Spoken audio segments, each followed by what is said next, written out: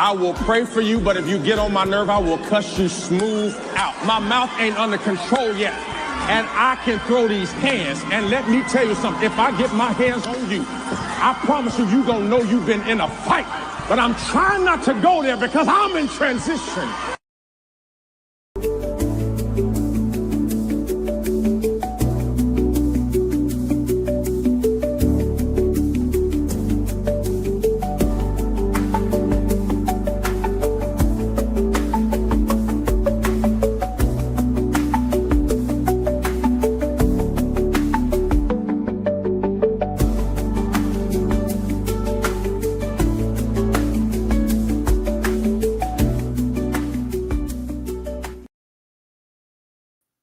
All right, welcome everybody. Welcome back. Listen, we are in the palace and we are talking all things Diddy today.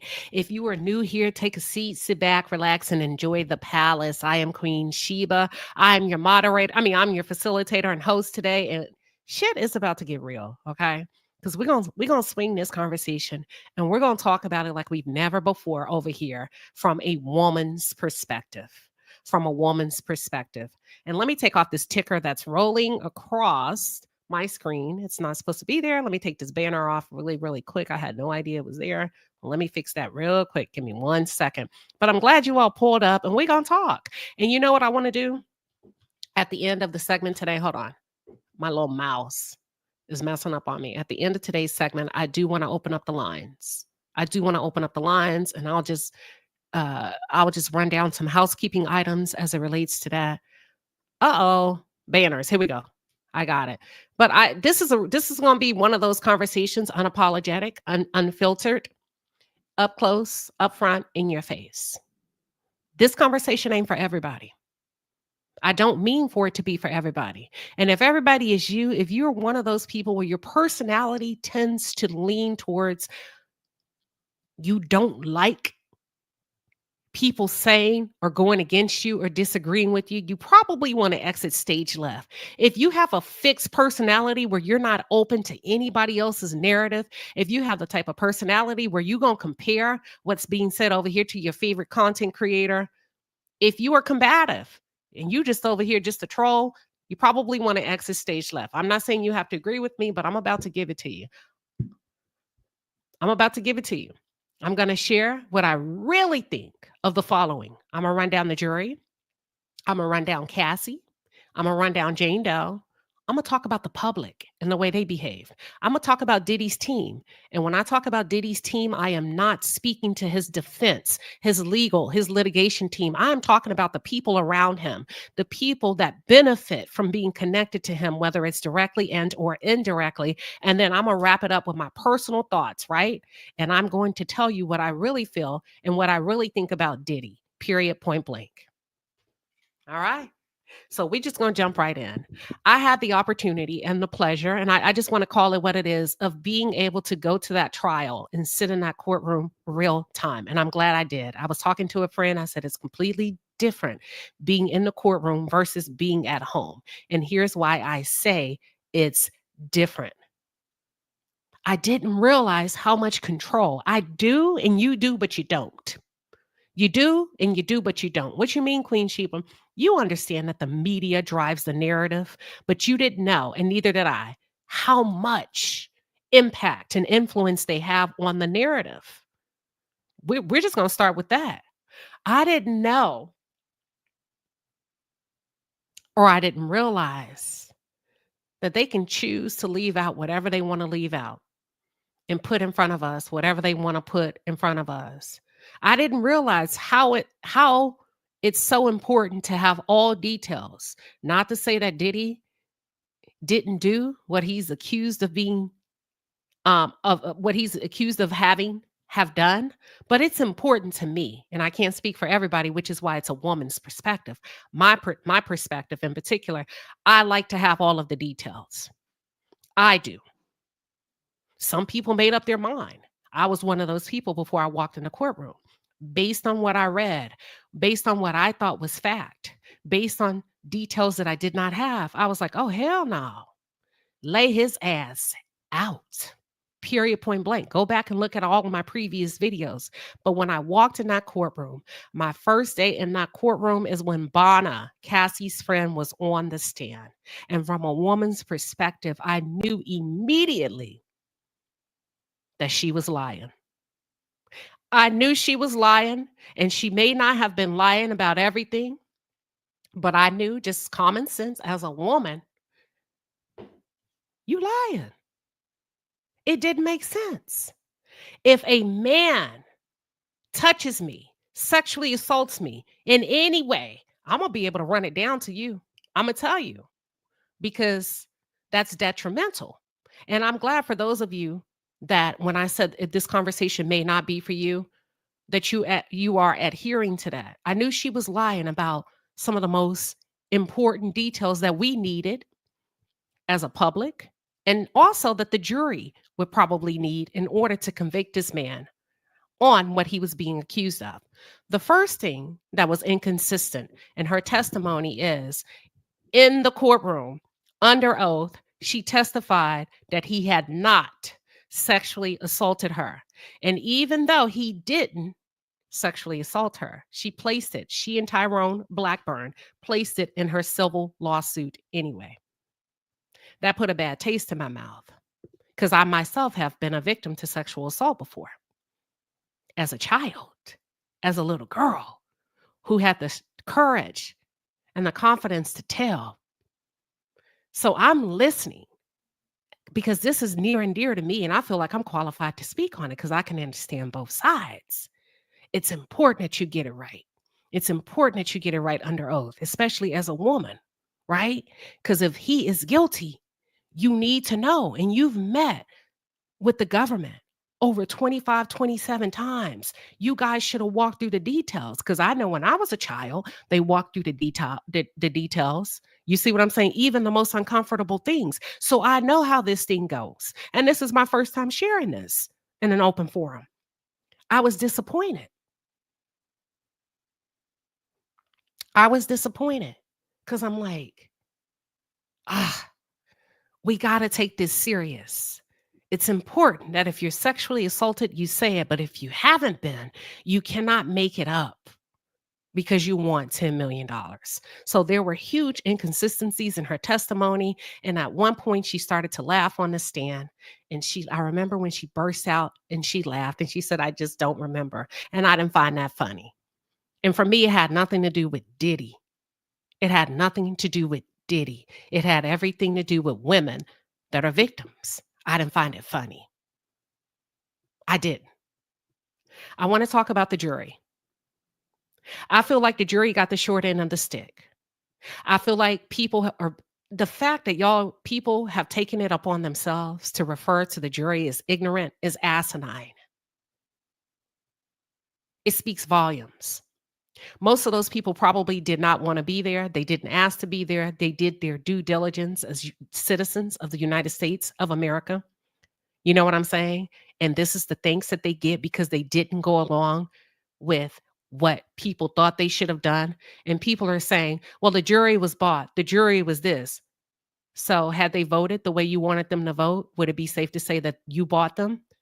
Just dumb stuff, stupid shit that was being said. And I said, this is the reason why people don't like to be a juror. People say, no, I don't want nothing to do with that. Because everybody has an opinion.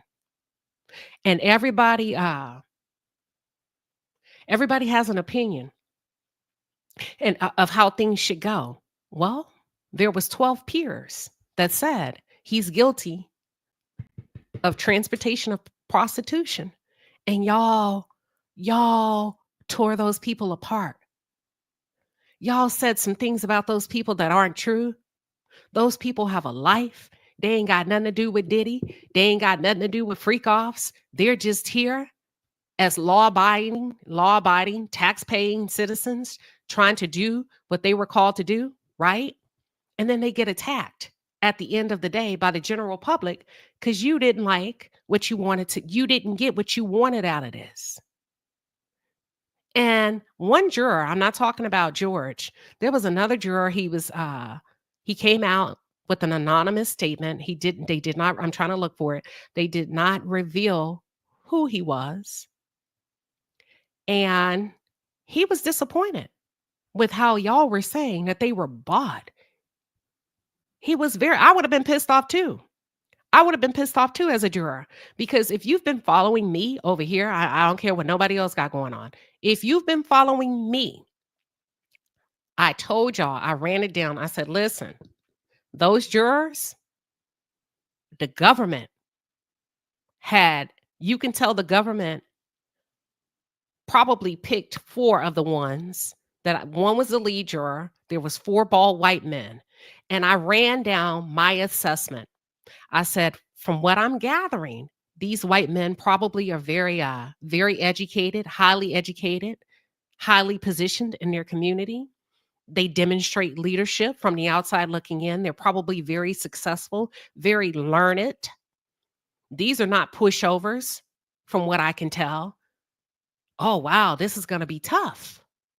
That's what I told my people. This is going to be tough for Diddy. I said, I counted maybe 3, 4. And guess what? I was wrong on one of the ones that I thought was for Diddy. I'm going to get into that because she wasn't. So this is just me on the outside looking in, right? And when that man came out anonymously and said it's a insult, it's an insult to them that you guys will say that they were bought, and that Diddy influenced them. It's garbage. It's garbage. Why would you think that because somebody's in a juror box that they're not smart people? They're not accomplished people. And that you as a YouTuber and you as a media outlet would have more sense than them. To me, that's asinine. To me, y'all gave those people big fat F you. A big fat F you. And I was ashamed as a citizen, because that's where you kind of hold your peace.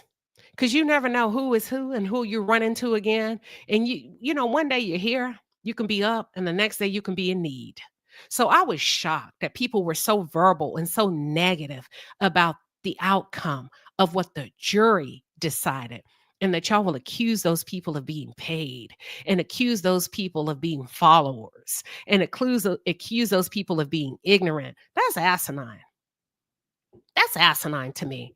I was embarrassed. What's up, Uda on the go? We got a lot of people that was listening. Uda says, salute, Queen. You're most definitely one of the great minds I met at court. You and your, I don't know what the trophy stand for. And you're sweet and a cool person. Thank you. Uda was what I call, and I'm going to talk about the public. Uda was so I gave y'all know I give nicknames. Uda was a part of the street team. And the street team was the bloggers and the content creators that were there, not necessarily in the courtroom, but they got everything in real time. What was happening on the street in real time, the family coming in and out, the fights, the public opinions, because the public does represent the jury, right? And the street team, and I keep saying over and over and over, I marvel at the discipline and the dedication of content creators. Some of us were pulling 13 or 14-hour days, but some of us were pulling, not me, I did 13 or 14. But then you have street teamers that get there and pull 15 to 16-hour days. So people were on their job. And so salute to all of the beautiful and wonderful content creators that ran circles around mainstream media. No tea, no shade, because they did their damn thing. You see what I'm saying? But I want to get back to the jury and the insults and the lack of respect that a lot of people have for the jury.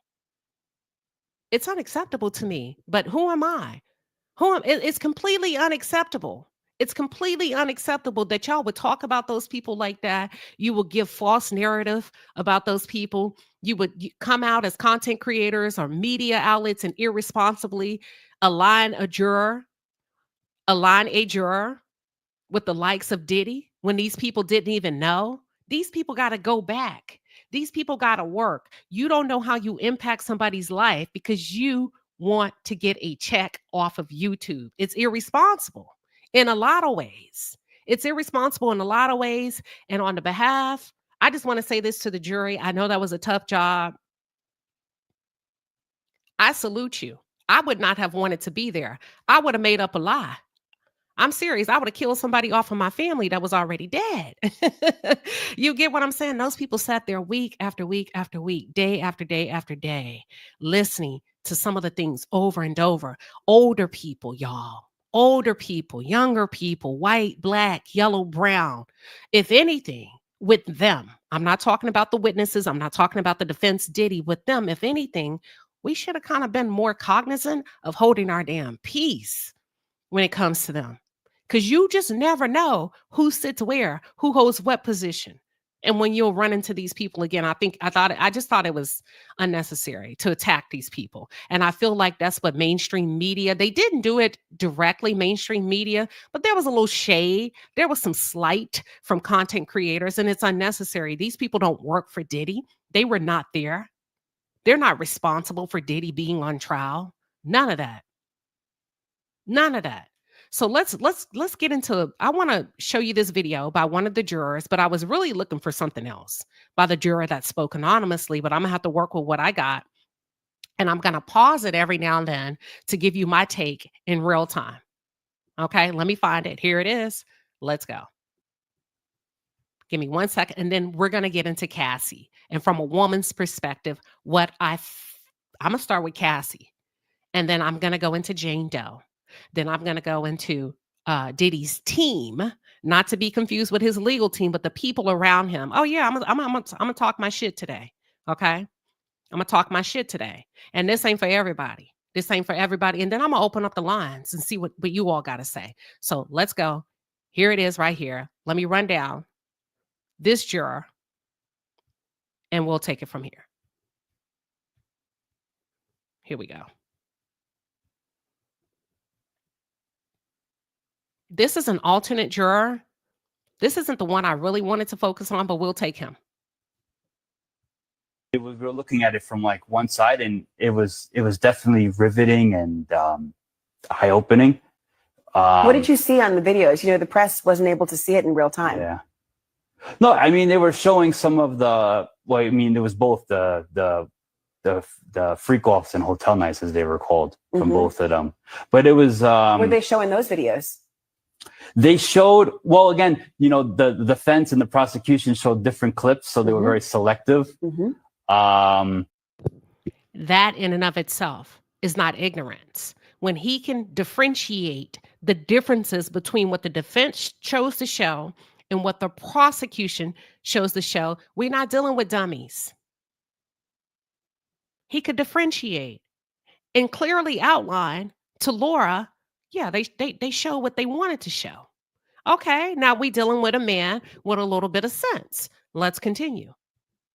Like the prosecution was showing more, you know, just Cassie just sitting around. The defense showed that. Defense showed that, yeah. Just her sitting around not engaging in sexual activity. Yes. The prosecution, when you had to have your headphones on and otherwise, what were you seeing then? There was sexual activity, but I mean, it wasn't really.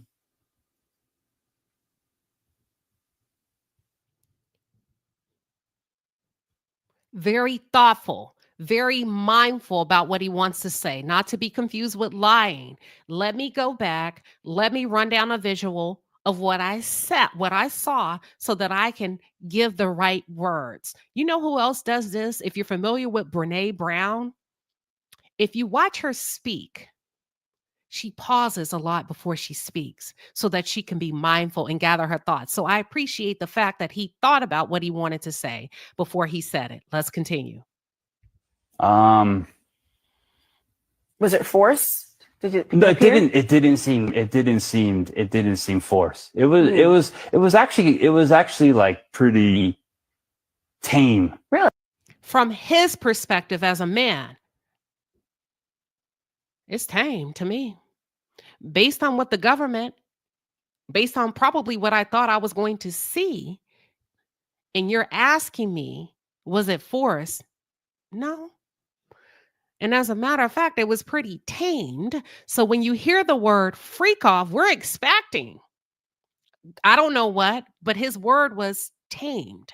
Let's continue. Really? Yeah. Did she? It was just a lot of rubbing oil and stuff on there. It wasn't anything too, you know, graphic. But that's what was laid out, right? To the public. And I'm not, listen, I haven't even gotten into it yet. He's saying based on what I saw, it wasn't nothing too graphic. At some points, Cassie was sitting around, but one thing he did say they were doing in that room was a lot of rubbing oil. We were looking at it from like one side, and it was definitely riveting. And Now let me go to a different clip really quick, if I can. And then I want to get into where he talks about like if he knows Diddy.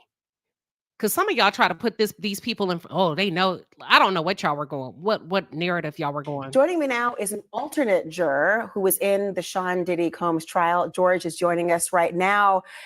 This was 7 weeks of your life, hearing all of this testimony. Hold on, y'all. You were an alternate. You did not deliberate, but did you agree with the final verdict?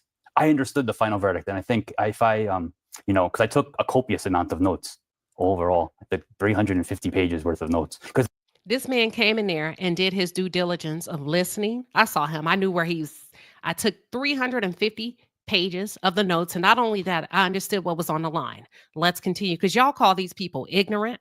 You said they were bought out, and to be honest, you're talking about white folks. You're talking about white folks, because a great majority of the jury was white. So now all of a sudden that white people vote in favor of a black man. I'm just saying. And that's why I wanted to talk about the jury. Now they're ignorant. Because at the end, we weren't told who was an alternate, who was the main juror until literally the last second when they were reading when the judge was reading his entire statement at the end. It was like, the first 12 of you are the jurors, the last 5 are the alternates. So we didn't know, even in the jury room, no one treated everyone, we all were equal because we didn't know who was who. Would you have acquitted him on RICO? I think reading all my notes and looking back at the evidence, I probably would have reached the same conclusion as the other jurors. She asked him, would you have acquitted him? How would your vote have gone? He said, based on the evidence and based on my notes.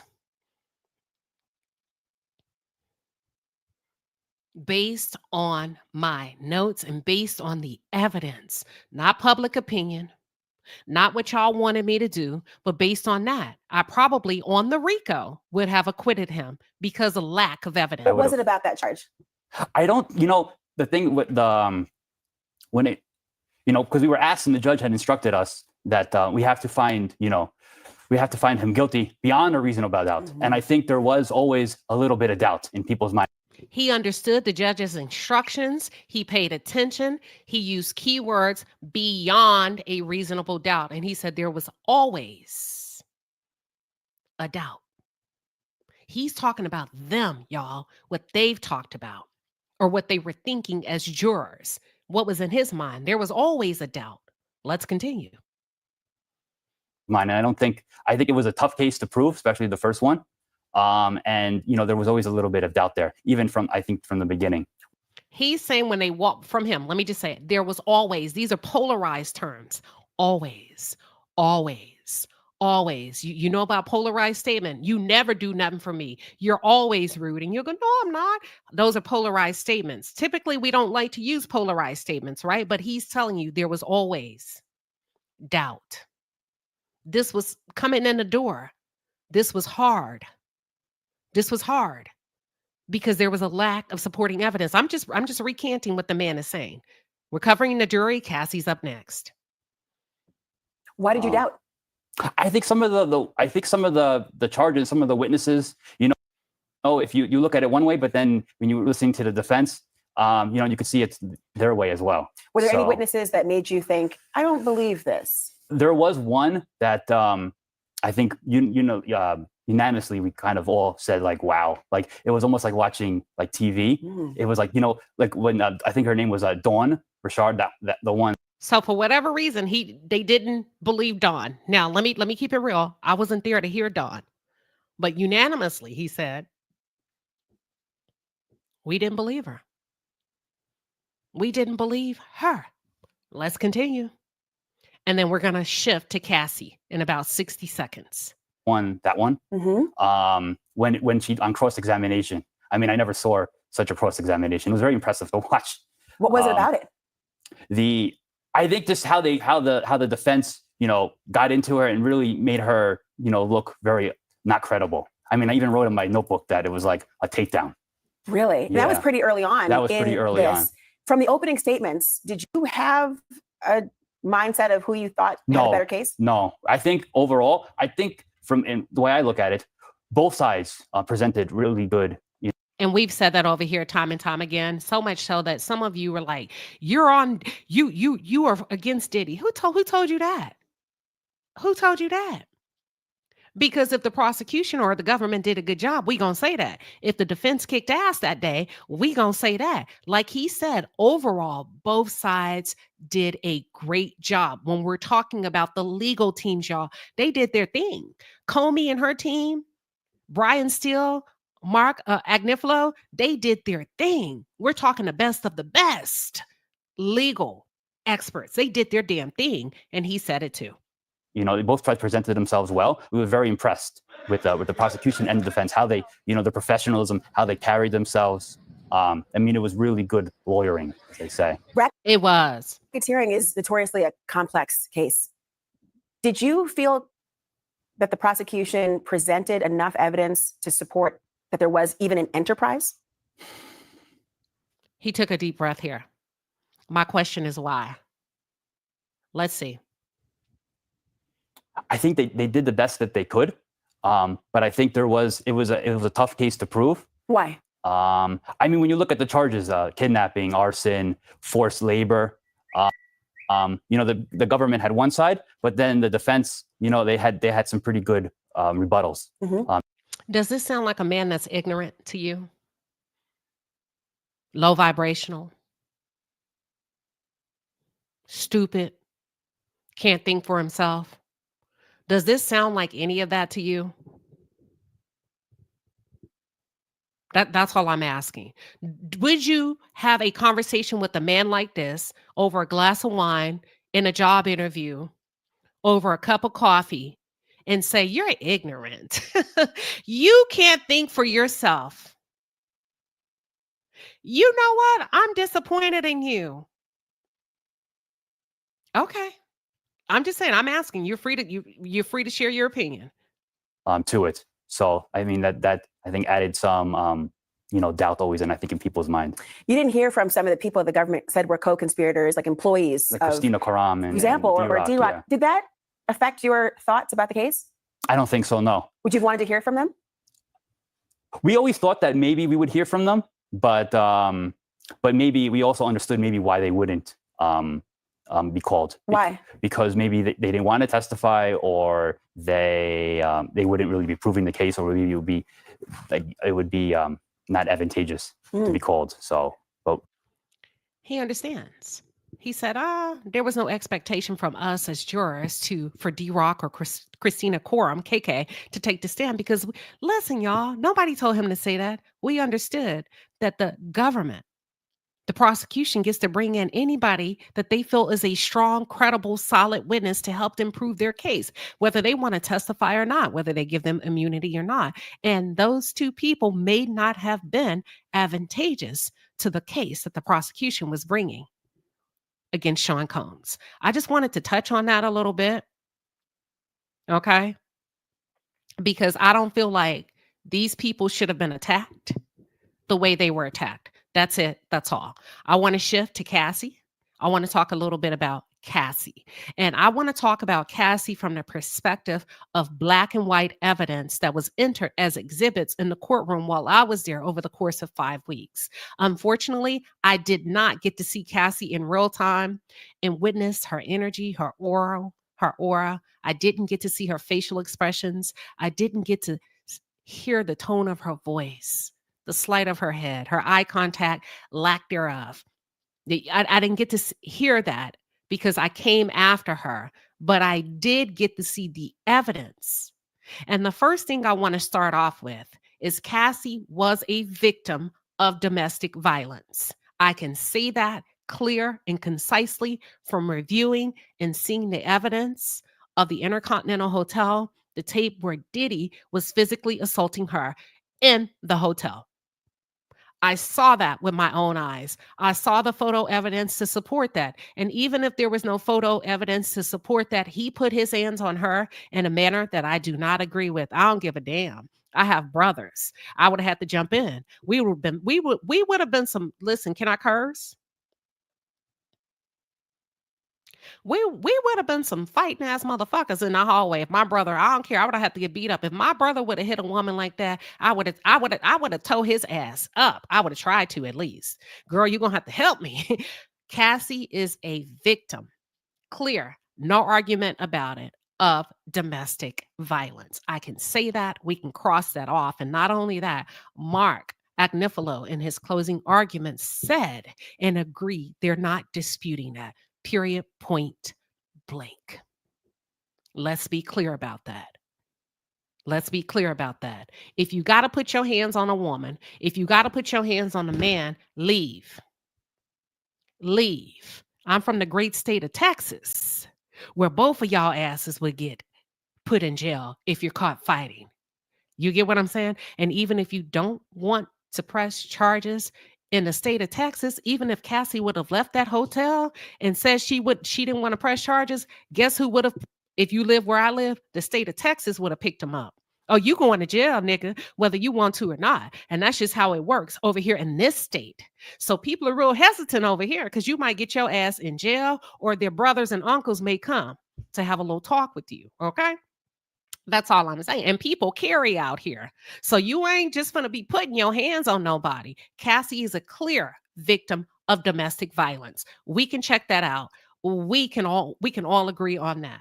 Period. I want to start from the beginning. I want to start from the beginning of what I learned about Cassie, because I think there's some misinformation intentionally, or we're intentionally not open to hearing what we need to hear as it relates to Cassie and Diddy meeting and the intricate details. What I learned in that courtroom is Cassie was in the rap industry at least age 16. At age 16, Cassie was dating a man that was 10 years older than her. That is hard for me to swallow as a woman. I have a little niece that just graduated high school. She's 18. I wish a fucking almost 30-year-old man would. Oh, we gonna have, bro, what is you doing? That, before I could even look at Diddy, that made me look at her parents and say, hold on. How is it that your 16-year-old daughter for 3 years gets to move freely about the cabin with a man 10 years her senior? That in and of itself is so unfair. 16? Your daughter gets to have a sexual relationship with a man 10 years her senior, when the only thing she should have been worried about was getting her nails done, going to the movies with her friends, laughing, talking on the phone. But there's no way your daughter should have been in the jaws and the claws of a man 10 years her senior. So Ryan is not a hero to me. Ryan is not a victim. Diddy didn't steal shit, because if anything, you had no business sleeping with this child when you was a grown man. Cassie's parents, I'm disappointed that you didn't do a better job to protect your daughter as early, to my knowledge, as age 16. But ain't nobody talking about that. How parents and how mothers sometimes can fail their daughters. Jazzy J for life, thank you for the $2 super chat. She says, eat queen, preach queen. I'm trying to. I'm trying to. And a lot of times when you think about the Jeffrey Epstein of it all, and these little kids, there were these girls that were flown out here and there. Let's talk about it, y'all. Some parents are so intent on living vicariously through their children. You would do anything for your kids to make it. You will do anything, including trusting them with grown-ass strangers, and you know better, whisking them away in exchange for what? Fame, money, fortune. Her parents failed her when they gave her the green light and they did not intervene. And she has a mother and she has a father. She comes from a 2-parent household, and they didn't step up and show the fuck out when a grown ass man decided that he wanted to sleep with a 16-year-old. This is before we get to Diddy. We got to take all of this into consideration. How parents are full of shit too. How parents turned a blind eye too. We ain't even got to Diddy. We ain't even got to Cassie. We're bringing you up to speed and giving you information that you may or may not have been well aware of. Ain't none of their hands clean. So by the time Ryan, after sleeping with the child, gallivants her, puts her in front of Diddy, Cassie had already been exposed to God knows what. But the story many want you to believe is Diddy exposed her. Cassie had already been exposed to God knows what. And I blame her parents first for not taking their due diligence and bringing legal action against Ryan. What's his last name? What's his last name? What's his last name? You should have pressed charges on him. This is how it becomes a generational curse. Because many of you will say, well, how come Cassie refused to press charges on Diddy? How come she didn't call the police? How come this? She was scared of him. No.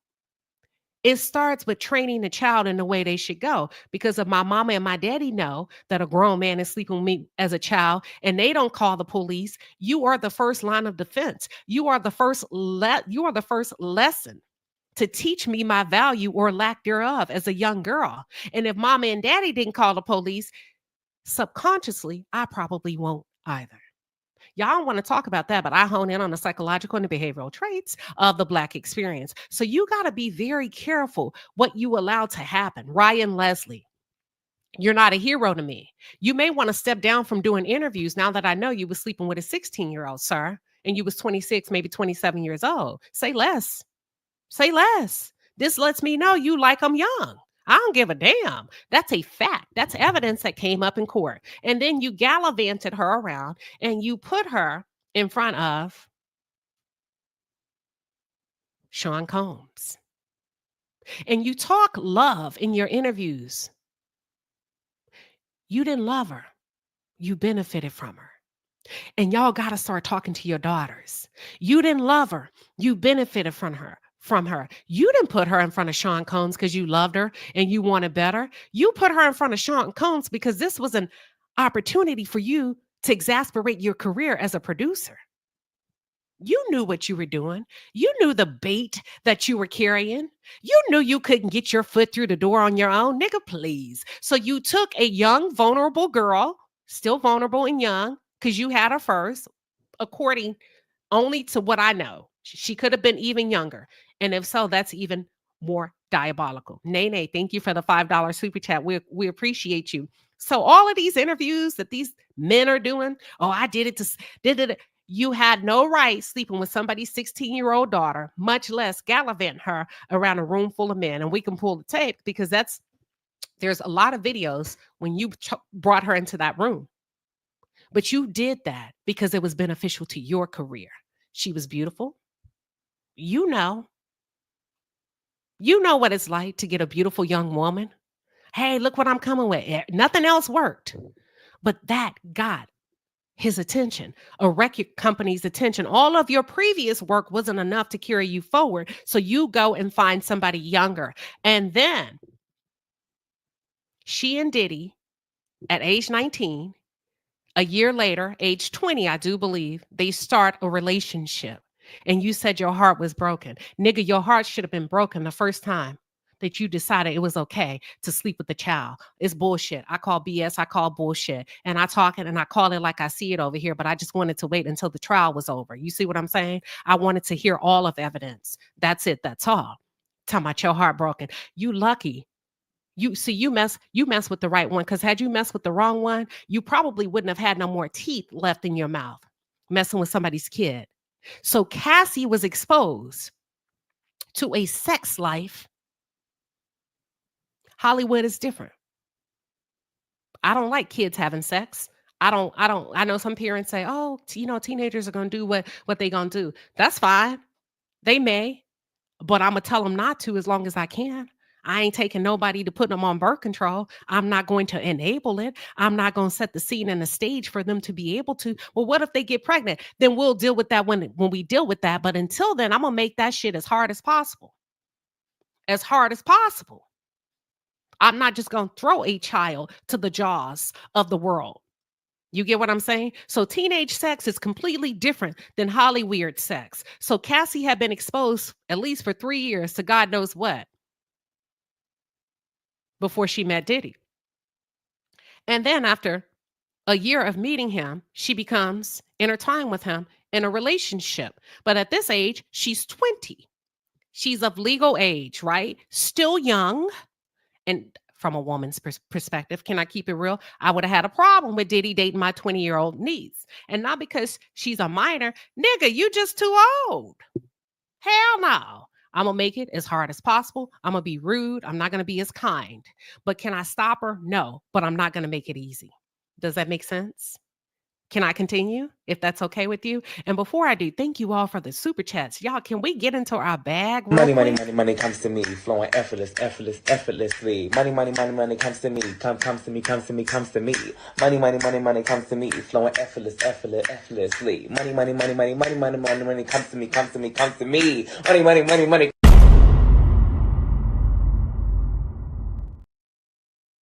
Yes, flowing effortlessly. Thank you, Rosemary Dean. She gifted one Queen Shiba Darling membership. If you received a membership to this channel, y'all go ahead and thank Rosemary.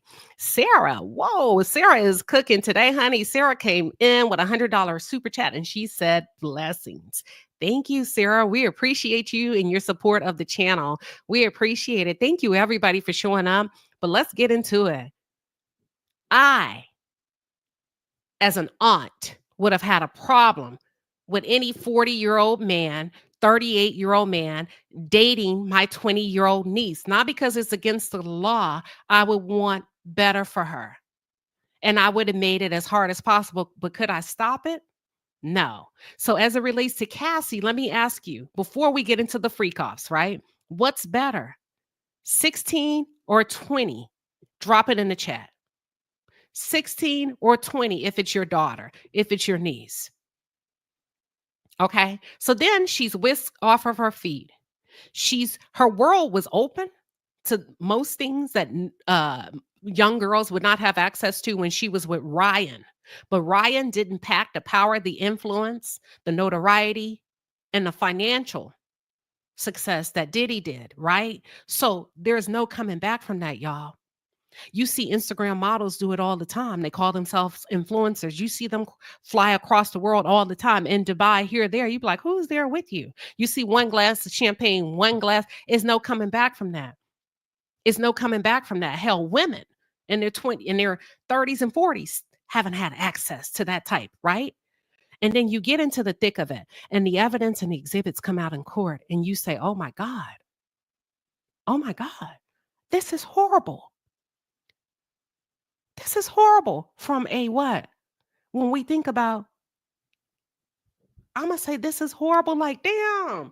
And when I was thinking about it, I said, this is more of a moral trial, not even a moral trial. And the word I'm looking for, I was like, oh Lord, I feel like I'm peeking through somebody's bedroom. And then you start to see the text. And one thing I can tell you is Cassie was very sexually active. And that broke my heart. Cassie was extremely sexually active based on the evidence that they entered on the charts. And Cassie, I'm gonna blow your mind. Cassie was actually more sexually active than Jane Doe. And I don't know if it's because she's younger. And I was a little judgy. But then I had to remember, every woman's not a prude. Every woman's not necessarily, I'm going to just sit over here and I can't have sex because the world says I'm a woman and I can't enjoy it. Cassie was very explicit. I was shocked. But then I had to tell myself, you better not judge her. But it was hard not to, because you see this beautiful, appear to be innocent damsel in distress, and then you read and you those text messages and you say, Lord have mercy. So the first thing that came to my mind is you never know. Don't ever say what your kids, male or female, would do, won't do, young adults ain't doing in college, because they do it all. They do it all. You'll be shocked. Another thing that it reaffirmed for me is girls, women can be just as aggressive and assertive like men. Just because I ain't, don't mean they ain't. The third thing is it reminded me there is a world beyond what I know. When we see young girls and they say, teach young girls, we try, and you pull them to the side, baby, you ain't got to show everything. Ain't nobody trying to hear what us aunties are talking about. These girls are beautiful. They have the body. They know how to use them, and they understand the benefit that comes with it. But on the flip side of that, so do the men. So do the men. The men understand that if I want them young, bright, intact, beautiful, head turners, I got to pay for it. This is a completely different generation. Cassie was very sexually explicit. Cassie was extremely assertive, and she took the lead in a lot of the situations. If we go back to Jonathan Odie, when he was being interrogated about a year or two before this Diddy trial came to be a thing, and none of us know we would come here first, he said, I was Cassie's sex slave. I was Cassie's sex slave. And I don't know if something happened to Cassie as a young girl, I don't know if she's a nympho, or I don't know if she just enjoys sex. But based on the evidence entered by both the government and the prosecution, I felt embarrassed listening and reading her personal communications about her sex life. Okay. So Lolo, Queen Bean, says she was sexualized early. That's not normal. It's because she was abused at a young age, and that maybe that's a possibility. Very, very sexual. I do believe at one point, as she began to age, and it took 10 years for her to kind of start to shift out of that, right? As she started to get 27, 28. And that's about right, because that's the age that I stopped going to the club. I remember one time my friends were at my house, I got dressed, and we got to the door, and I said, I can't do it. What? I said, yeah, I don't even want to go no more. Come on, you ain't gonna go to the club. I said, I can't even do it. So I can understand it being complex, and all of a sudden one day your light flips on and you say, I don't want to do this no more. And then about 10 years, close to 10 years later, a year or two before the relationship ends, she starts to say, I just want to chill. I just want a little bit of, a love, affection. I don't like you putting your hands on me. That would be some of it too. You know what? But a lot of the times with Cassie's communication, and there could be more that they did not show in the courtroom, a lot of the times with Cassie's communication with Diddy, she initiated the communication regarding the free calls. She was not only explicit with Diddy, she was also explicit with the male escorts. And that's my perspective, a woman's perspective. And that's why I say this conversation isn't for everybody. That's why I don't know if it was the right choice for her to go. And I understand the courage that it takes. That's a lot of exposing of your personal life. That's a lot of risk, right? That many people probably can't and would not be willing to do. But at the end of the day, let's say, and we all have to agree, Cassie received her restitution. Cassie received $20 million, as she should. As she should have. I'm not against that. But my heart worries for her, because if your sexual desire is that, getting married and having children won't change that. Y'all, it ain't no different than men that are caught up in scandals, that are priests, pastors. They got wives at home. They got babies at home. And come to find out, he's a sex addict. Women can be sex addicts too. I'm not calling her that. I don't know if she's been diagnosed with that, but based on the evidence, for me, That's what it appears to be. And if I have to compare that, and if the shoe were on the other foot, and we look at men that start off like that with a huge sexual appetite from a very young age, it's hard to rehabilitate that even after marriage, even after kids. You hear stories of these men going out, getting caught, doing things. Mary Willis says, oh my God, I'm so proud of you and your channel. So my heart, I'm mad at her parents. I know they were extorted of $20,000 and it was sent back. But you could have stopped all that shit before it started if parents step up and be parents. You put your daughter in harm's way when you didn't confront a man who was 10 years her senior, and you turned a blind eye and you didn't do anything to save her when she needed you the most. Kids, let me tell you something. I'm a behavioral health product, and I develop and design mental health products for the healthcare market globally and nationally. Okay. But my background is in organizational psychology. And a lot of times when we're in those rooms and we're talking product development, they're always focusing on the adults. I say, you ain't got nothing for kids. By the time an adult needs therapy, years and years and years and years and years have gone by of the impact of the trauma that they've incurred as a child. So if you're going to get in and intervene, start developing things for children. But you know why they don't? Because it don't make money. It doesn't make money. So with Cassie was felt from an early age. So it's easy for anybody to come in and pick off where the first predator left off. Diddy, you was too old to be dating her, but she was legal, but you were too old, but she was legal. Does that make sense?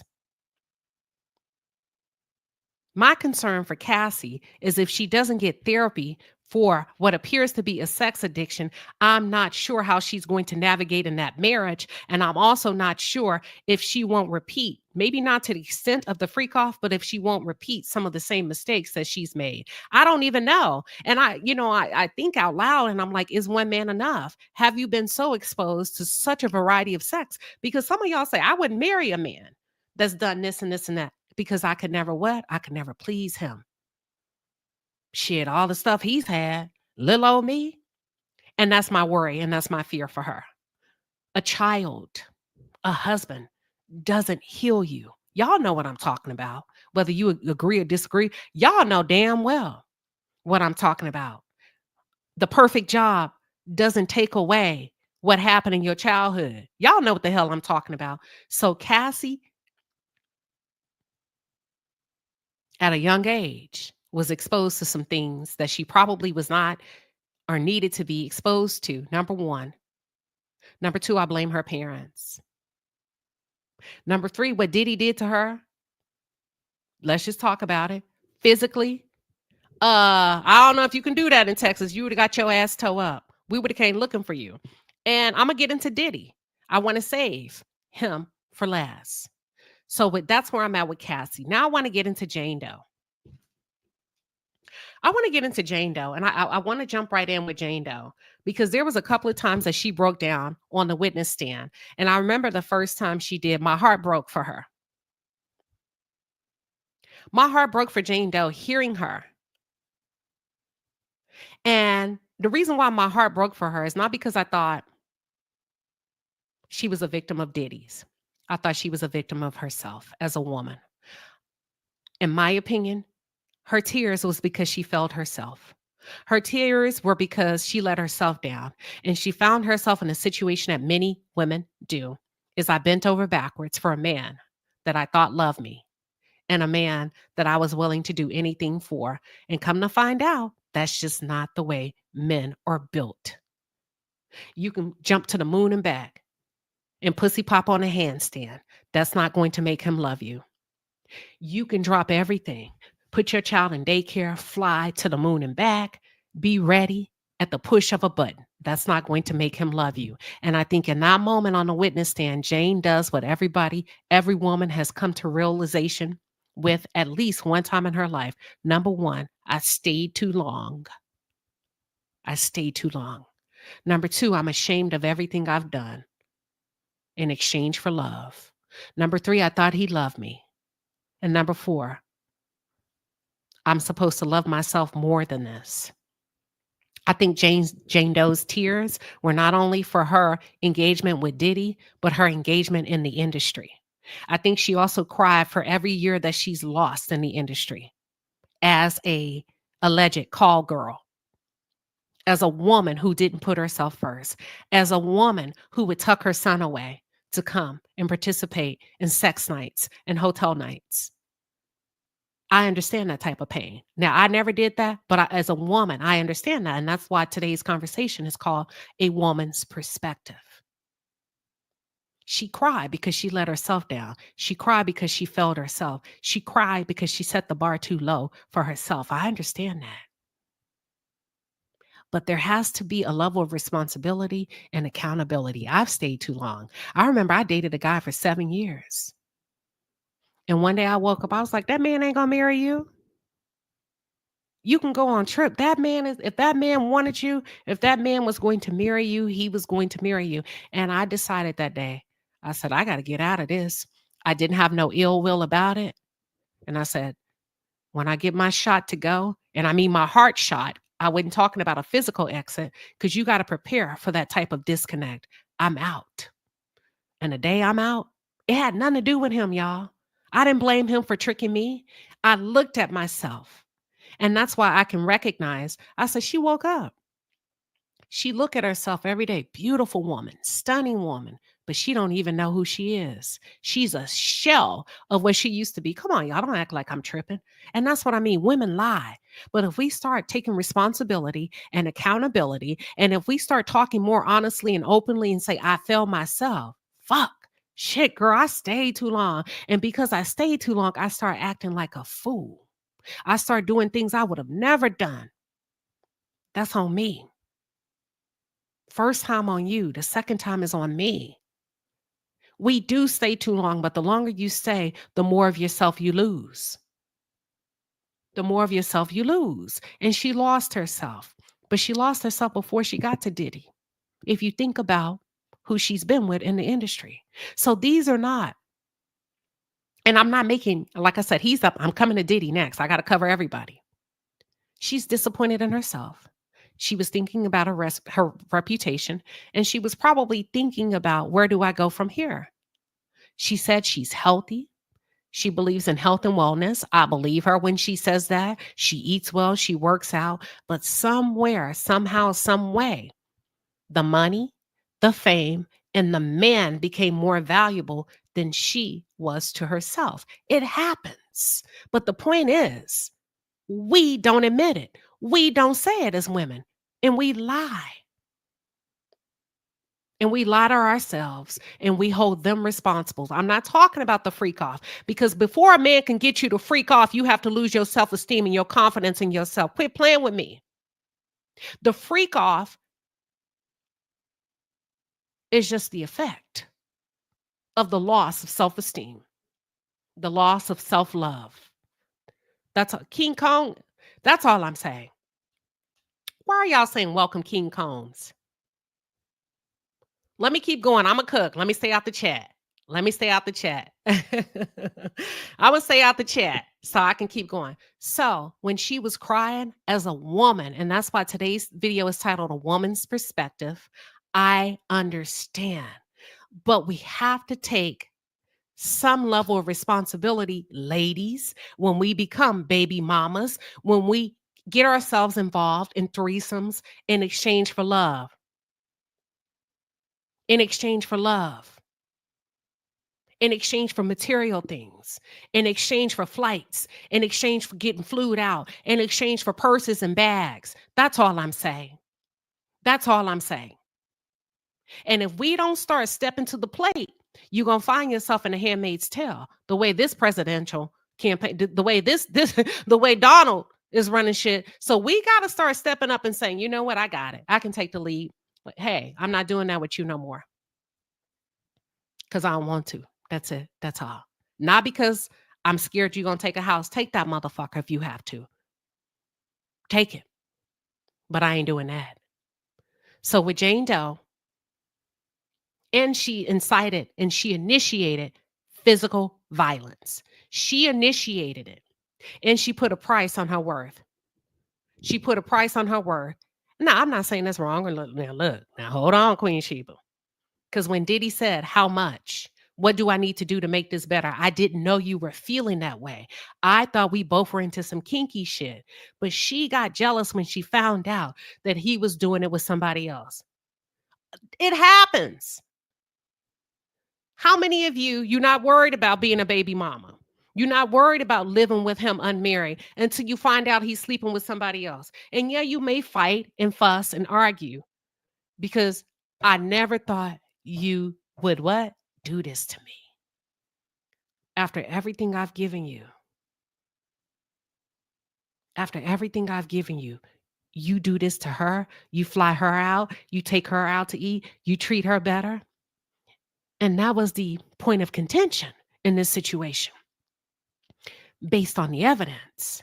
But when she came to court, and I have to be fair, is when she truly said for the first time under oath how she's really felt. They asked her, how come you didn't say it before? She said, I wanted him to what? Read between the lines. We're all guilty of that as women. I want you to take me out. I want you to know when I have an attitude, I'm not happy. But for the first time in court, she expressed how she really felt emotionally, and he had to listen to her. But prior to that, and prior to Cassie's lawsuit coming, and I'm telling y'all what's happening in court, right? She didn't voice that. She said, I wanted him to read in between the lines. It wasn't that I had a problem with the freak offs. I didn't want to eat at Nobu. I wanted to go to Carbone's. Listen, I want to go to Carbone's now. Shit. Y'all think I'm lying. I'm going to Miami because I'm going to Carbone's. I took a note. I'm going. Let me try it. No, I'm serious. That was her first time expressing herself. You cannot wait as a woman to express yourself to a man. If you're not getting what you need, you got to speak on it. You got to stand on it. But let me tell you something my daddy told me. Don't say nothing if you are not willing to walk away. Because once a man sees that you don't have the heart and the spine to walk away, it's up from there. Aisha says, shit, me too, queen. We all going to Carbone's. I'm for real. All these restaurants that came out. Netta is messy. Netta said the spicy vodka rigatone is delicious, baby. I'm going to Carbone's. Trust and believe. She wanted to go to Carbone's. And every single one of them said I did it because I loved them. There's no shame. There's no harm in that. We all do stupid shit because we love somebody. The difference between Cassie and Jane Doe is Cassie did it longer. Cassie, I don't know. Cassie, her parents felt her, in my opinion. In my opinion. Her parents set her up for failure. Jane Doe was a grown woman when she met. I don't care, Linda. Linda said Carbone's equals the mafia. I don't care. I'm going to eat. Listen, Jane Doe was a full-fledged grown woman that made her choices. She stayed, but she's kind of still there. And until you're willing to let go of everything that's attached to him, including him paying for your home, you haven't learned your lesson. You haven't learned your lesson. Another issue that I take up with as a woman from a woman's perspective is why in the hell is nobody, and I mean nobody, calling the police? Bruh.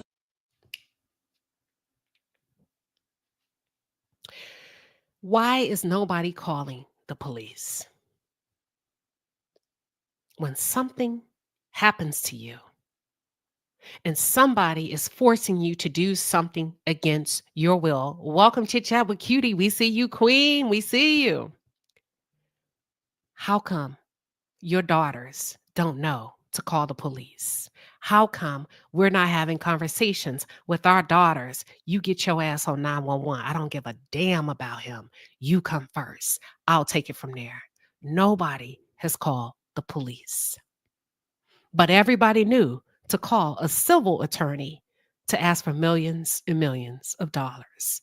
So if this case is really about justice, and if this case is really about helping other women to not be in these positions or be in this position as it relates to these men being predators, how come no woman has called the police? If you are really interested in making a movement, helping, identifying, standing on the behalf of victims, then baby girl, you got to call the police. You can't just take your check and go. It's a disservice. It's selfish. And only you benefit from that. And the cycle continues and continues and continues and continues. Let's go. Let's go. Can we cook? We're going to run down Diddy's team. We're going to run down Diddy. I want to go 3 minutes on the team and maybe 5 minutes on Diddy. And listen, I'm going to open up the line. Listen to me very closely. This is going to be your opportunity to call in and say what you need to say. I'm going to give you that. But listen, go ahead and write down your thoughts right now. If you just do bullet points, you're going to cook. But if you come on and you're like, you're all over the place, it's going to be hard for us to follow you.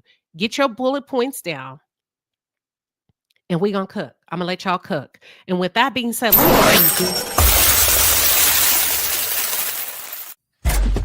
right, Palace, the Super Chat Squad is in the building. We appreciate you, baby. The Super Chats are fire. Get in your bag. That's a lot of money. oh, yes, it is, baby. We're about to wrap up here. Just stay with me, y'all. We're going over these super chats. Nene coming in. She gifted 1 Queen Shiba Darling membership. Listen, if you just got a notification that you're a member of this channel, you better thank Nene. Jazzy J spun the block with another 2-piece super chat. We appreciate you, Jazzy J, in the building. Devon says, keep doing your thing, Queen. Love the honesty, coverage, and all of your hard work. You're saying some brutally honest things we all need to think about. Don't sell your soul for riches or y'all will end up like Cassie and Jane. Listen, we keep it real over here. Chit chat with QT, baby, is in the house. Another content creator here on YouTube. Chit chat come through with a 20-piece says, say that, Ash Queen. You speaking straight facts. That's what we always do over here. But I didn't want to give it to you like that. Some of you are new to this channel, so I waited 6 weeks. Okay? Now, thank you, Thimby. Thimby, I love your name. Thimby, that's really cute.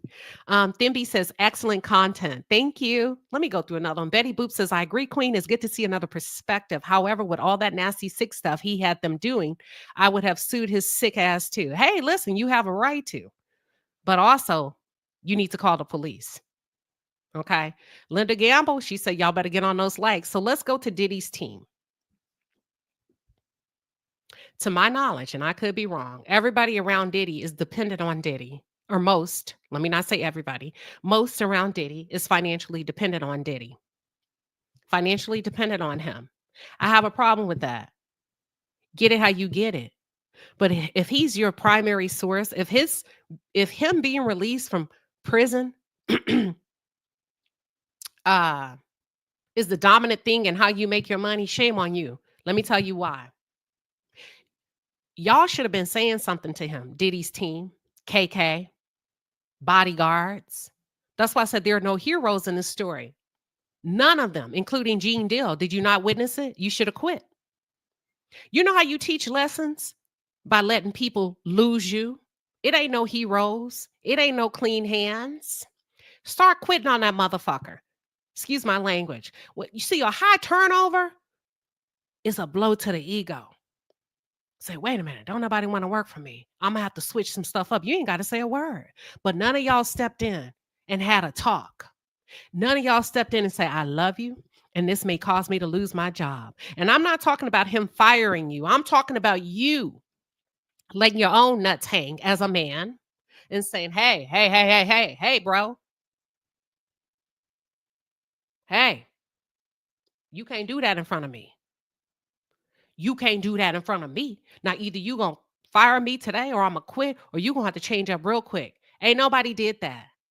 And that's the crazy thing when people see, I don't want a bunch of yes men around me. I want some fuck that come to the table that got their own. Because let me tell you something about somebody that got their own. They're going to call it like they see it. And not only the ones that got their own, the ones that are healthy. The Rick Rosses, the Kanye West, and even the Jay-Z's don't serve him no good. Don't serve him no good. Because if you are involved allegedly in the same behavior, and let me just tell you, the freak offs will continue whether he stays in jail or gets out of jail. How about that? Did you know that? The freak offs will continue whether he remains behind bars or he's set free, because that's what they do. Did y'all know that? The freak offs have been going on for quite some time. And I don't care if we preach from sun up to sundown, there's going to be another woman, there's going to be another young lady that's going to sign up for the cause. Period. So when people are around you that's dependent on your check and don't have enough guts and enough balls to say, bro, you need to shape up or ship out. Shape up or ship out. And there was a few, but they left quietly. They didn't address while they were leaving. So to me, y'all failed him. Y'all failed him. I would fire a few of you if I were him. And not saying that you are his responsibility, but if you that scared of me, I don't want you around me. It's not their responsibility, but if I can get some, because right, we're talking about rehabilitation. He's signing up for drug rehab. He's signing up for domestic violence, but ain't nobody pulled his coattail before then. And the only one that said something, to be honest with you, was Jane Doe. Because she started to know the decline. She started to notice the decline in his physical appearance, and she brought it to the attention of his team. Come on now. She said his gums were gray. His teeth, something was going on with his teeth. Hey, y'all need to get him some attention. Ain't nobody seen his gums was gray before her. KK, D-Rock, Gene, ain't nobody seen no gray gums before. Get out of here. That's detrimental.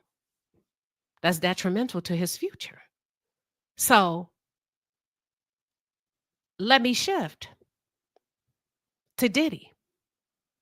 I'm glad he's still in jail because that's where he needs to be for a while. He would fail horribly if he were released that day. We were waiting. He hasn't been fully rehabilitated yet. He needs to clean house. He has a lot going on in the background that has not changed. Not only should he be entering into drug and rehabilitation programs, bro, you need intense therapeutic sexual addiction counseling. You need family counseling. Ms. Combs, Mama Combs. I talked about Cassie's mom.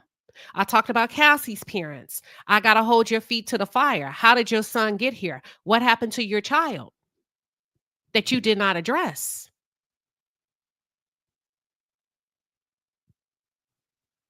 What happened? When children, fact, are abused, and you do not put your children in, what is it called? Intensive therapeutic counseling, there's a high probability that your child, yes, your little boy, yes, your little girl is going to be a freaking predator. I don't give a damn how much the pastor prays. You got to get them in counseling. And here's the outcome of that. It doesn't matter if the women consented, because Diddy, here's my problem with you. When they could no longer consent cognitively, coherently, you pushed them to finish strong anyway. You push them to finish strong anyway. That's a lack of humanity. That's a lack of connection. That's the lack of empathy. It ain't got nothing to do with consent. Some of you men, you only good for 5 minutes. You only good for 15 minutes. Some of you probably can go a hard 30 sexually in the bed. Let that woman jump on you with the flaccid penis and say, I want to go again. You're going to say, bruh, like y'all say, hold up. Bruh. Bruh. Tell me I'm lying. You gonna say you doing too much. Oh my God. Man, let me wait. Let me catch my breath. Am I lying? He is a grown man. That's what I'm talking about. Let one of you men go have sexual relationships with your wife or your partner, and you're done. And she jumps on you and say, let's keep going. Let's keep going. I ain't got nothing left. I don't care. Finish strong. And Diddy, that's what you did from a woman's perspective. From a woman's perspective. That's what you did. So to me, it's not so much about the consent. It's about the humanity of it all. It's about the lack of protection. Even if she gave you her consent, you didn't protect in that room. You were selfish. Can't nobody go that long, but that's what you needed to get off. To me, that's a bit twisted. That's different. And I think we can all agree that's different. It ain't my type of vibe. Come on, bro. At some point, you got to humanize yourself and say, you know what? I own up to that. And maybe it was consensual, but fuck, I was irresponsible. I was dark. I didn't treat them right. And I wouldn't want nobody to do mine like that. Yeah. Can't nobody give you consent under the influence of ecstasy. So there was initial consent. Now, I didn't say this because I had to wait because I said, let me try to stay in the middle. But baby, let me tell you something. When your body collapses and you got to put somebody in a shower and they OD or anything like that, allegedly, you got to sit down. You're doing too much. That's not very human. And you need to get yourself with a great therapist to figure out what's going on with you. Drug and alcohol rehab ain't it. I mean, that's good you doing it. That's not going to solve the problem. You need to understand your why, your wherewithal, why it takes you 10 hours to get off. You need to understand how does that connect with your childhood. You need to understand why you don't know when somebody's had enough and why you can't pick up on social cues. You need to understand why you have a godlike complex from a woman's perspective, and you don't need to work with what kind of therapist? I had it in my head last night. I should have wrote it down. You need to work with an old therapist, one that's been around the block a long time, one that don't need your money, one that's credible. I don't even want you working with a black man. I want you to work with somebody that don't give a damn about who you are. You need to change your team. You need to really sit down. You don't even need to go to church. That's what I thought about last night. Because that would be too much of a flex for these pastors to say, shit, I got Diddy under my leadership now. I don't even want you in a church right now because it'll be too much clout chasing. There needs to be a conditional release for you.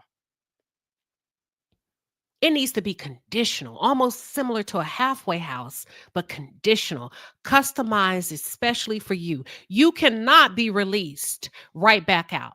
It will be a fail of the judicial system. It will be a fail.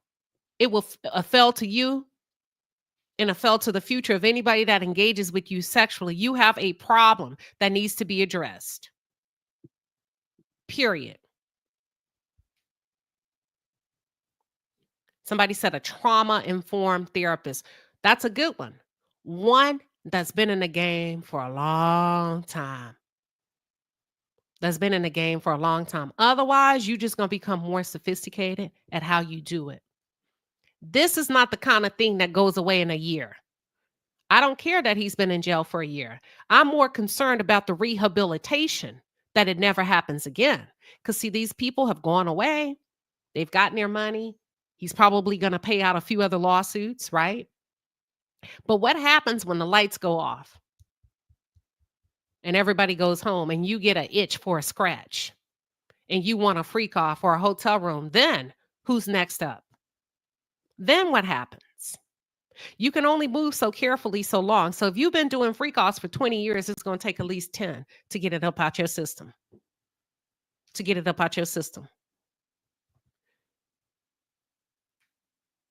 For real.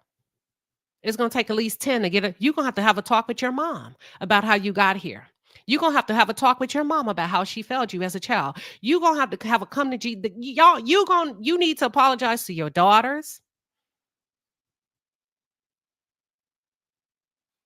I don't give a damn how much kids love their parents. You owe your children an apology. You owe your daughters an apology. You need to have a conversation to your mom and tell her, you failed me. This is what happened to me as a child. And I know in the Black community, the mother is the matriarch, and you can never see her as doing any wrong. But here's how I got there. And then you need to take full responsibility and accountability. And you need to go back and apologize to Cassie for the domestic violence. Because what I do know now is that Mark Agnifilo, when Diddy did the apology video, Mark told him not to say any names. Okay, well, you can't be tried for you. It's called double jeopardy. Apologize to her for putting your hands on her like that. Apologize to her for being inconsiderate. Apologize to Jane Doe for being inconsiderate. Apologize. Make your wrongs right. And you ain't even got to do it publicly. Hell, send an anonymous note. I don't know how that would impact you legally, but you can't pretend that it never existed. You can't pretend that it never existed. I'm holding their feet to the fire, and I'm holding yours. You can't act like they made all of that up. That's it. That's all. Let me open up the lines. I don't think Diddy has changed yet. Not yet. Diddy is still Diddy. It takes a lot of time. Diddy's still calling the shots. Diddy has not had the opportunity. It's just simply not enough time. He hasn't had the opportunity. He's not out of the danger zone.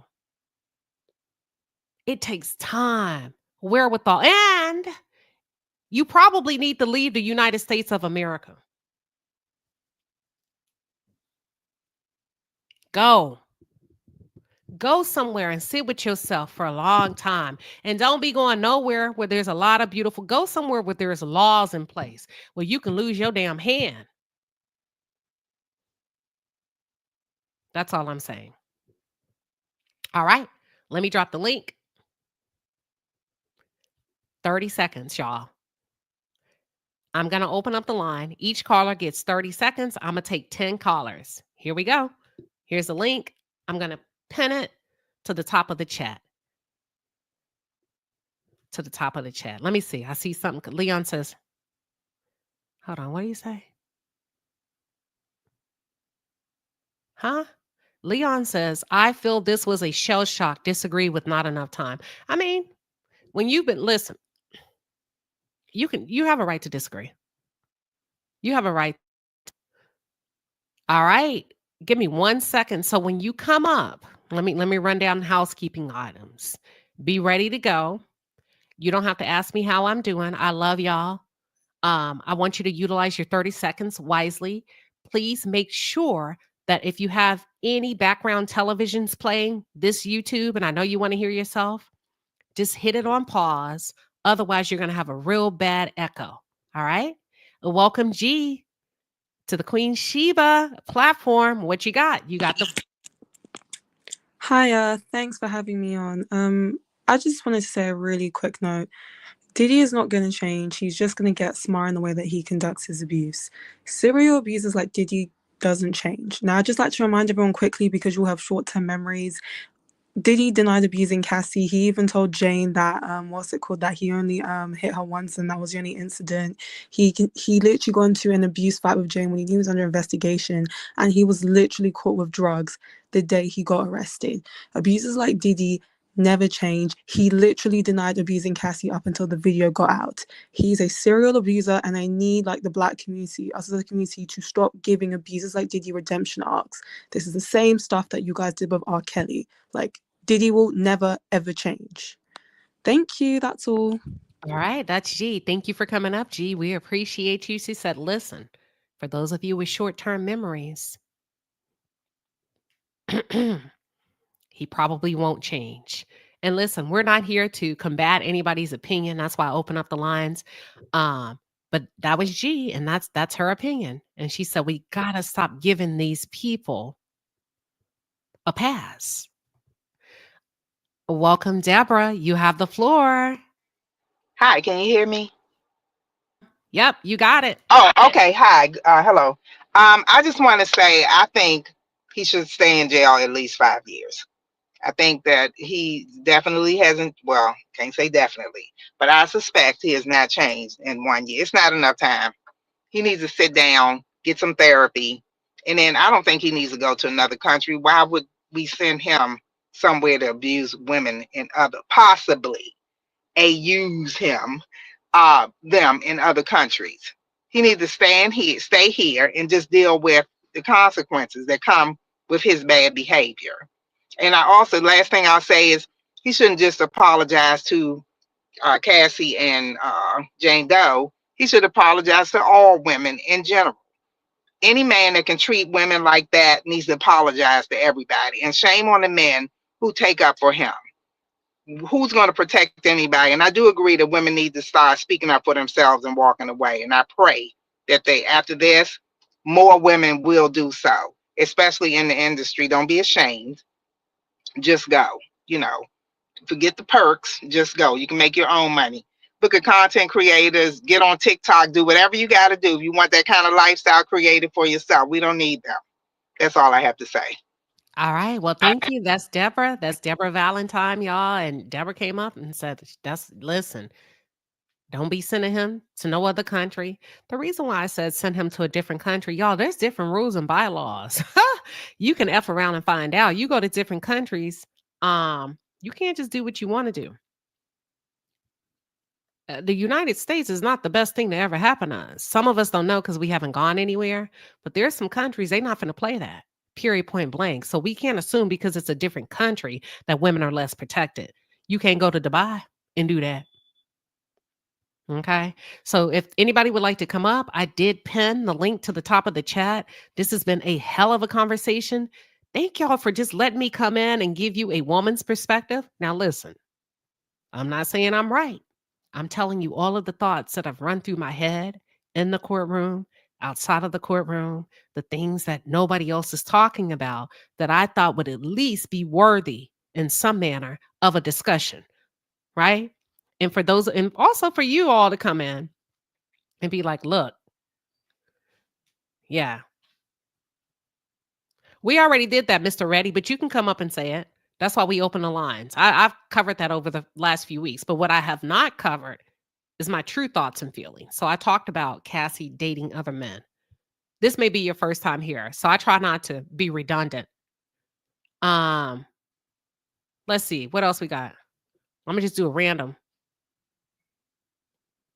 Okay, EM says your prisons are not equipped to offer proper services. Now that's a fact. That's a fact. That's a fact. Ladybug said we are not God. We cannot judge. Just saying. Are you referring to Diddy or what you referring to? What you referring? They said, other than Cassie, did you ever see Sean Puffy Combs abuse anyone else? I didn't see it personally, but I know that, well, actually, that's my cue to be quiet because we got a caller. And remember, you all have 30 seconds. You don't have to ask me if I hear you. If I call your name, just go. If I can't hear you, I'll interrupt and tell you. Let's go. Well, Melinda, you have the floor. Hey, I just want to say one thing. I remember listening to Joyce Meyer some years ago, and she made a statement as to, and we've heard this so many times, hurt people. And that's the result that we are right now with Diddy in all of our situations when we go through something. Hurt people. And when those hurt people don't get help and don't get healed, that's the result for it. Thanks, Queen. Thank you for coming up. That's Belinda, everybody. We're going to go to the next caller. And remember, just come in and talk. If I can't hear you, I'll let you know. You don't have to do a mic check. Welcome, Mocha Pam. Hi. I'll let you know. You don't have to do a mic check. Welcome, Mocha Pam. Hello. Remember, when you come up, go ahead and talk. but also turn off all background devices. Just jump right in. So if Pam, you need to pause your device and let's do it again. Welcome, Pam. Hi, thank you. Pardon the background. I just would like to say that when a person has been it, has been hurt themselves and has been abused themselves and is and also under under drug influence, it's gonna need a lot of he's gonna need a lot of rehabilitation to when he comes out, and the rehabilitation doesn't actually come while he's in jail. He's going to come afterwards, unless there things have changed, and I just don't see him changing in a time that he's in jail. I think he's going to probably worsen and try to figure out ways to get back at people. And that's all I have to say at this point. All right. All right. Well, thank you. Thank you. That was Pam. Pam came up and gave you her opinion. So we're going to go to the next caller. Welcome, Mark. What are your thoughts? Let's do a mic check. Mark. We're going to wait for Mark to connect their devices. But in the meantime, eBoogie713 coming through with a $5 super chat says, if it were so easy to walk away and choose yourself and call the police, then pimping would be dead and not the oldest profession. Okay. If you go back to how pimping started, it was typically with runaways, right? Well, Mark, I'm going to kick you out the studio. Come back and reconnect your audio. It's not connecting for whatever reason. So typically it was how runaways, young girls that ran away from home, would be subjected to the sex industry under the umbrella of pimping. Those men would have such influence on those girls from a young age. And most of these girls came many times way back in the day from single parent homes, which is why the terminology, call me daddy. I'll be your daddy. Yeah, you going to call me daddy, which is why I don't call no man daddy. If you understand that he ain't my damn daddy. You remember, you ain't my daddy. So typically the influence and the domination starts with young girls. If it were so easy to walk away, it is. And that's a complex conversation. But one thing I will say, and let me direct this to parents, men and women that have children, more so than the person, the woman themselves. And I also want to include young boys because they are all often victims, right? Train a child in the way they should go. Talk to your daughters about the importance of education, financial stability, not to be confused with you don't need a man, I can do this on my own, but your beauty is only skin deep. Set yourself up for success. By way, if you have an earning potential and you're beautiful and you're an able-bodied person, put it to work in the most beautiful way. Because let me tell you something about a woman with talent and money, her options become different. She sees herself completely different. Some may disagree than one that has to depend. You're on mute. Hit your microphone one time. Hello. Okay, I know we only have 30 seconds. This is the first time I ever got a chance to speak to you. So this is my thing. This is my concern. All women are not strong, and a lot of women are raised differently. The one thing Puffy said, I believe quote unquote, the one thing Puffy said was that Cassie was moldable. He knew what he was doing when he got with Cassie. He knew what he wanted her to do. I'm really conflicted when it comes to Jane Doe. But as far as Cassie, I feel like he knew he got her at a young age, and he knew what he wanted to do with her the entire time. I don't like to judge when it comes to either side, but when it comes to Cassie, like everybody can say why, but nobody know what they would do, if they're in that situation. And I'm going to go before you kick me off. Okay, no problem. Hold on, real quick. Hit mute because you got some background noise. Hit mute. I want to push back. Let's start with appearance. Is it not a parent's responsibility to bring a child up in the hold on? Don't come off mute. Hit mute. Agreed. You got hold on. You got background noise. Don't come off yet. I'm gonna tell you because the phrase "train up a child in the way he should go," and when he is old, he will not depart from it. That means emphasizing the importance of early guidance and education. So if a man, a two-parent household with a man in there, allows his daughter to sleep with a man 10 years her senior, where does the problem start? In your opinion? Okay, in my opinion, it would start at the home. I was raised in a one-parent home, but I was raised with a father. And yes, he did instill things in me, but he did the same thing to my sister, and she went the completely opposite way. But hear me out. In Cassie's case, with Cassie being allowed to sleep with a man 10 years her senior at age 16, where does the problem start for you, in your opinion? Does it start with her parents or does it start with the men that she slept with? I'm conflicted on that one. I want to say both. I want to Okay. say both. I want to say both. So you think her parents are responsible and also the men are responsible? Yes. Okay, that's fair. Thank you, Mark, for coming up. Thank you. All right, that's fair. Thank you, Mark. Let me go to the next person, which will be Linda Brown. Welcome, Linda. You have the floor. You got to come off mute. Would you just ask that person about where does it start? Personally, I had to think about my experience, and I was groomed, okay? My situation, my parents were lied to, they groomed, okay? And that's all I'm going to say. But there's no way in hell my daughter or my son would be with someone older than, and they're minors. So that saying of like spirits draw like spirits. So when you get a Cassie and a Diddy, what you got? You got like spirits. So she may be a victim, but like spirits draw like spirits, and Diddy's freak offs are still going forward. Thank you. All right. That's Linda. That's Linda Brown. Brandon Burke says Cassie is both a victim and a perpetrator of domestic violence. She gets no pass. She said under oath that she was the one who initiated the violence between them most often. Whew. All right.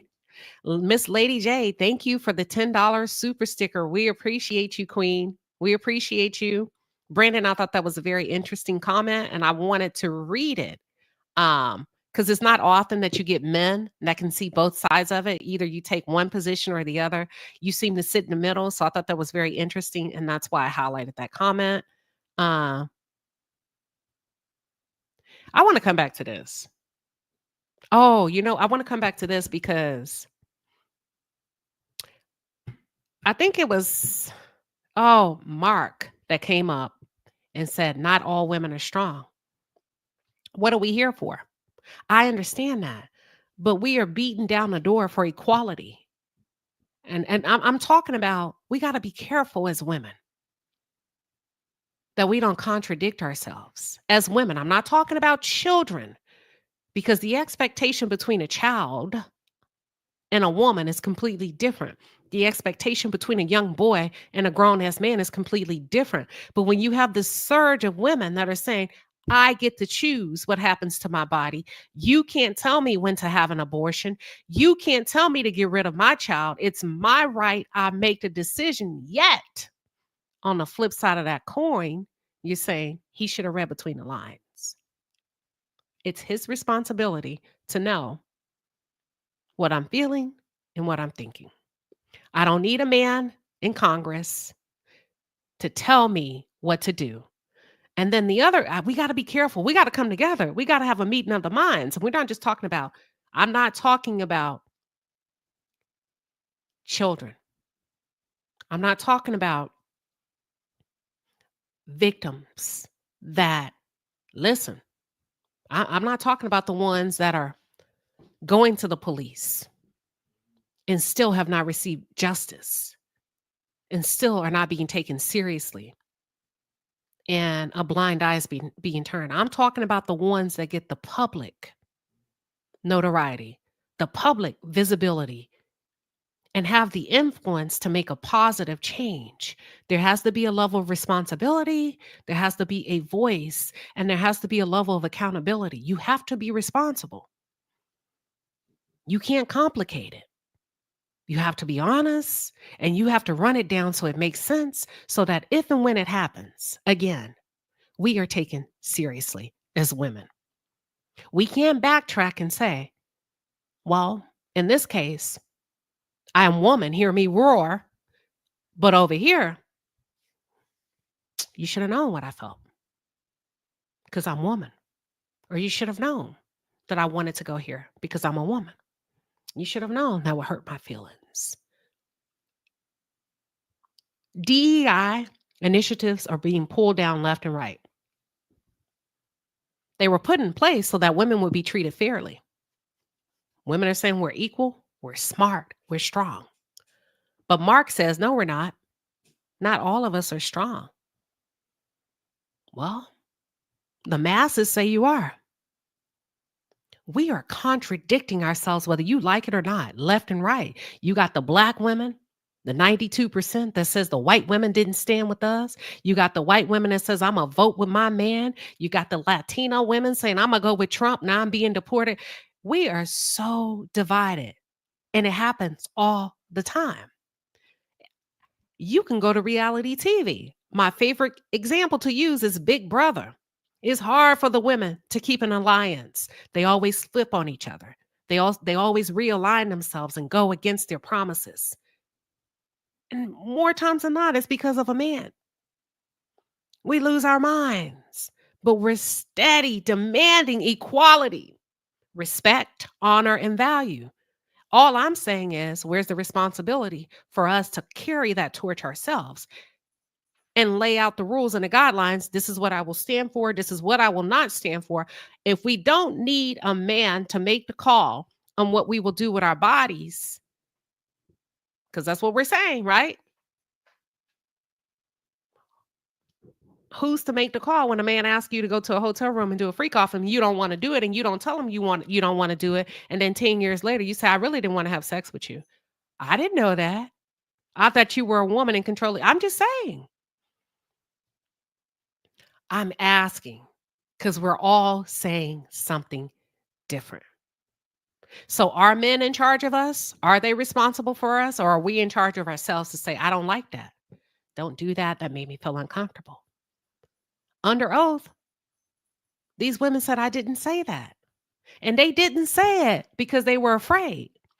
They said, I loved him. I went along because I loved him. I wanted to be with him. Cassie said, I can't wait for us to have our own baby. I'm just saying we can't have it both ways. Either I'm a woman, hear me roar, I'm in charge of my vagina, or I'm not. And you know what it looks like and it feels like when a man is in charge. You see your rights being taken away each and every day. Either we gonna step up, either we're in charge or we not. Because you know what it looks like when we're not. From a political perspective and from a freak off perspective. So you're going to have to say something. Kavari, Hercules, welcome. You're on mute. Sorry. Hey, how's it going? Good. How are you? I'm good. Yeah, so I was hearing what you were saying, and I think at some point during the relationship, I think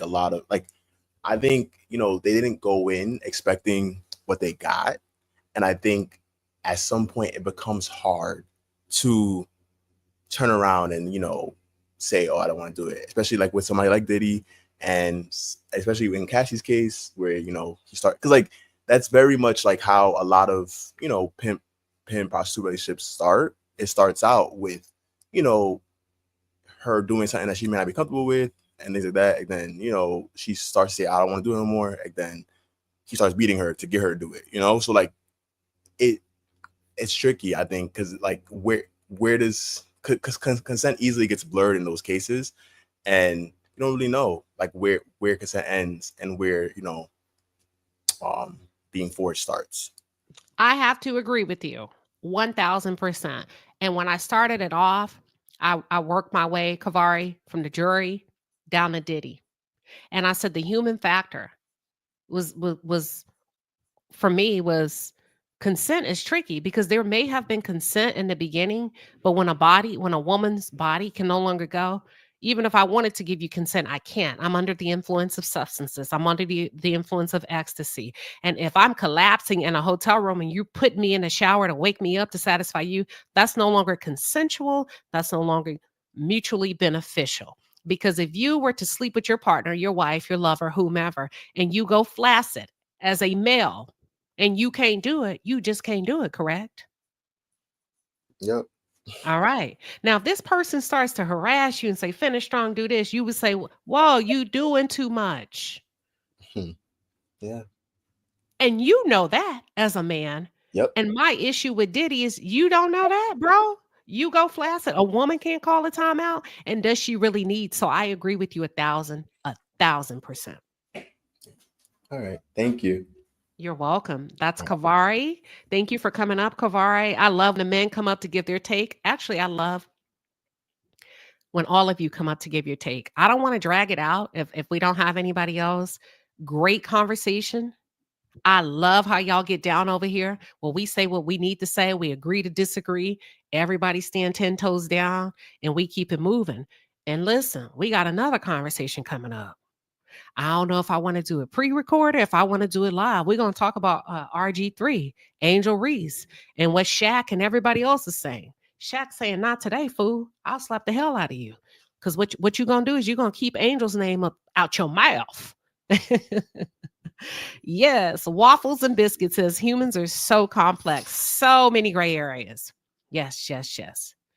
No Name Face says consent is always changing. And that's why you get around somebody that can clearly and concisely communicate. But there is no excuse for all of this because this was, I mean, come on, Diddy. How much sex can you really have, even if it's consensual? And that's why I said, I don't think you've sat long enough. I think you really need to go through an intensive sexual rehabilitation program. That's one. See, there's so many aspects to this. You got drug rehabilitation. That's one. You got domestic violence. That's two. Now we need to do sexual rehabilitation. If it's possible, that's three. Then you need family counseling with you and your mom. That's four. And you need it with you and your children. That's five. That's five. Once you've done all of that, then you get yourself in a good church. Because I think right now, this case is so notorious that your public persona is going to overshadow what you get from a pastor and or a preacher. And he gets to flex that he has you in his congregation. That's all I'm saying. Desira says, I love it here in the palace. So that's it. That's all. Thank you, everybody.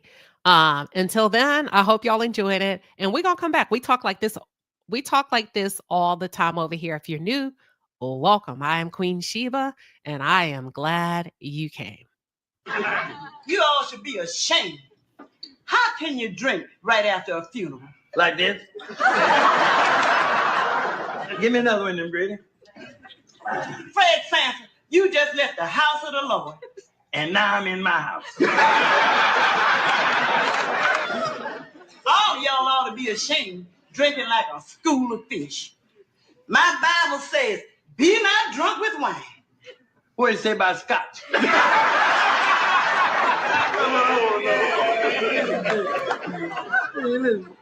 Yes, why'd you go someplace else?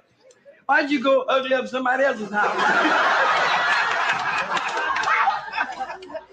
Who you calling ugly, sucker?